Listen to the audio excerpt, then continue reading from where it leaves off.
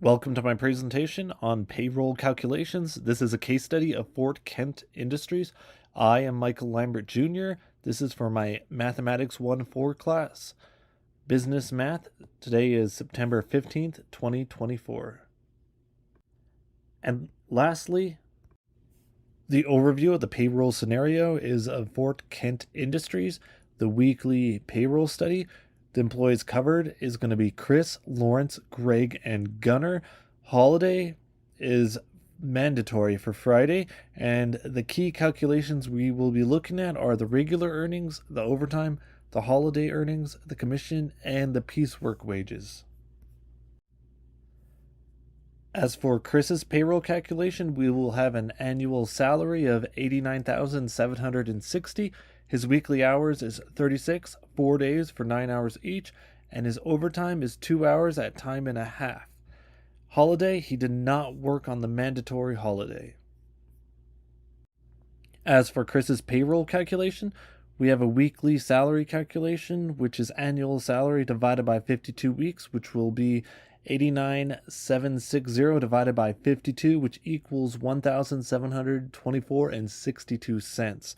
For the hourly rate calculation, we will be dividing weekly salary by weekly hours, which will be 1,724.62 over 36, which equals $47.90. And then for the overtime rate, it's hourly rate times 1.5. So the hourly rate, $47.90 times 1.5 equals $71.85. And for overtime earnings, overtime hours times overtime rate, 2 hours times 71.85 equals 143.70. And for Lawrence's payroll calculation, we have an hourly wage of $35.50, and his weekly hours is Sunday to Saturday, 8088838, which again is Sunday for 8 hours, Monday for 0, Tuesday for 8, Wednesday for 8, Thursday for 8, Friday for 3, and then Saturday for 8. Lawrence's payroll calculation, we will be adding up all the total regular hours together. 8 plus 0 plus 8 plus 8 plus 8 plus 3 plus 8 equals 43 hours. Regular earnings is going to be regular hours times the hourly wage. We have 40 hours times $35.50, which equals $1,420. Then for the overtime hours, we're going to be taking total hours minus 40, which is 43 minus 40 equals 3 hours. We're going to be taking that, and for the overtime rate, hourly wage times 1.5, we got to figure that out. So we're going to take 35.50 times 1.5, which equals $53.25 for the overtime rate. And then the overtime earnings, we're going to be doing overtime hours times overtime rate, which is 3 hours times 53.25, which equals $159.75. For Greg's payroll calculation, we have a sales amount of $123,000. For the commission rates, it's 2.25% on the first $100,000, and then it's 4.15% on the remaining amount.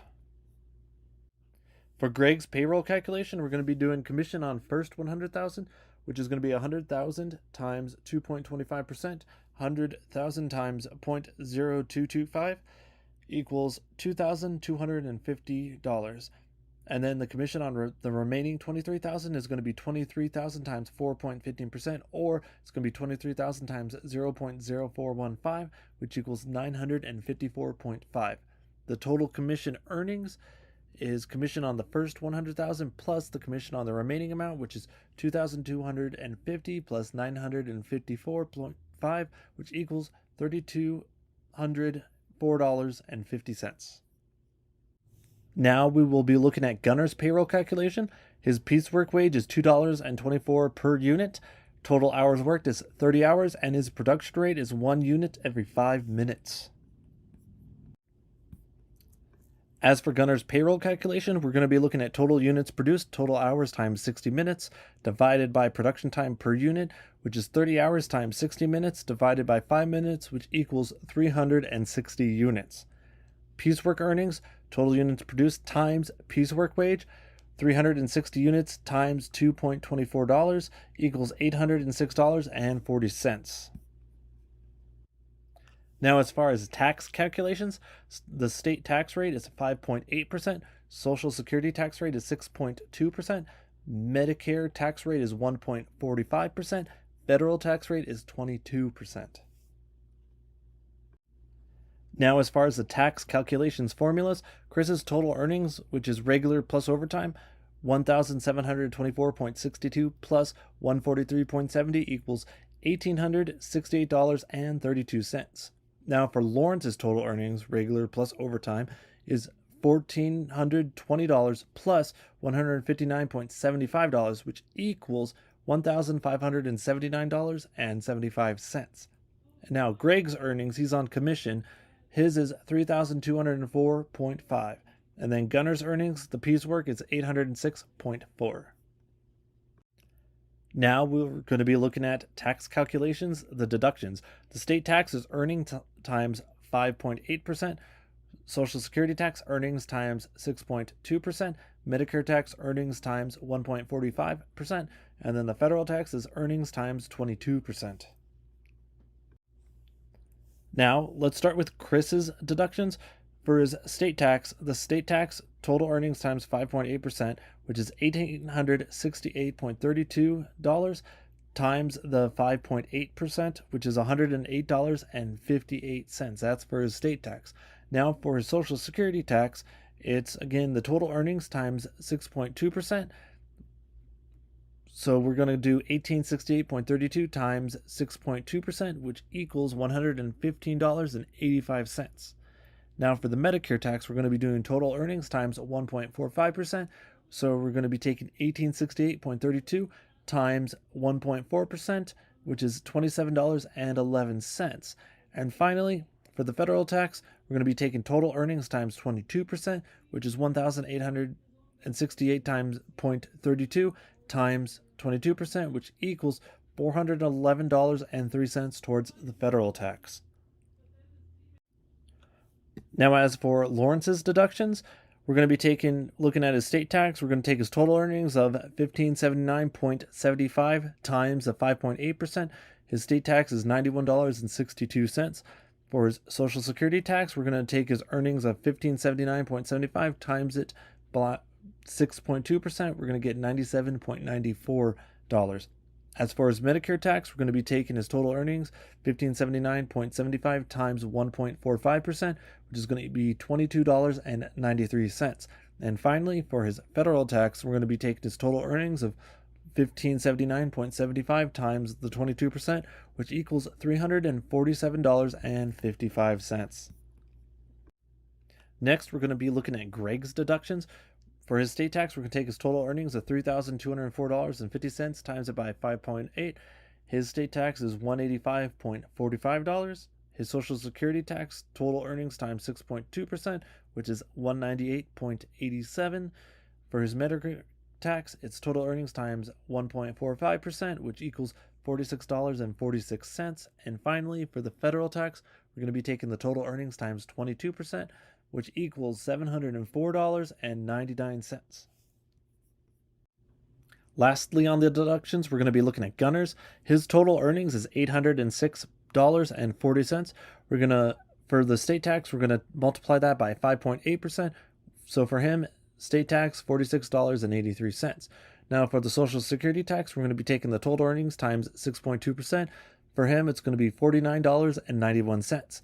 For his Medicare tax, we're going to be taking total earnings times 1.45%, which equals $11.71. And lastly, for the federal tax, we're going to be taking total earnings times 22%, which equals $177.41.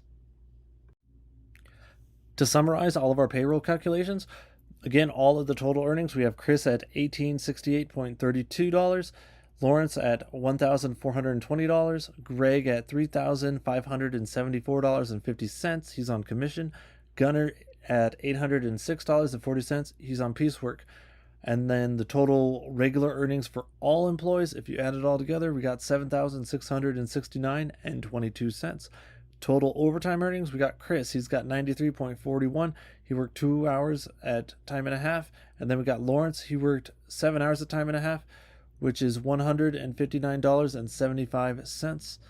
Total overtime earnings for all employees, we have 253.16. We add together Chris and Lawrence's earnings. As for holiday earnings, no extra holiday earnings were calculated for this. And as far as holiday worked earnings, this is not applicable for this case study. And again, a summary of the payroll calculations. We have Chris with total regular earnings of $1868.32. His overtime earnings again is $93.41. Lawrence, we have a total regular earnings of $1,420. Overtime earnings $159.75. Greg, we have a total commission earnings of $3,574.50. And for Gunnar, we have total piecework earnings $806.40. As far as the importance of accurate payroll calculations, we need to worry about compliance. Accurate payroll ensures compliance with labor laws, tax regulations, and wage policies. Failure to comply to these can result in legal action. Also, accuracy. This ensures that employees are compensated correctly, reducing the risk of disputes, dissatisfaction, and turnover due to payroll errors. Efficiency.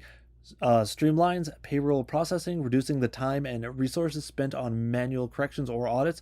Proper calculations contribute to seamless financial reporting. And lastly, consequences of errors. Payroll mistakes can lead to fines, penalties, and damage to company reputation.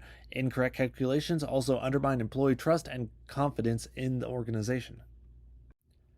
And lastly, we have references. We got the American Payroll Association, the IRS, the Maine's Department of Labor, U.S. Social Security Administration, and the U.S. Centers for Medicare and Medicaid. Thank you for being a part of this presentation. And this concludes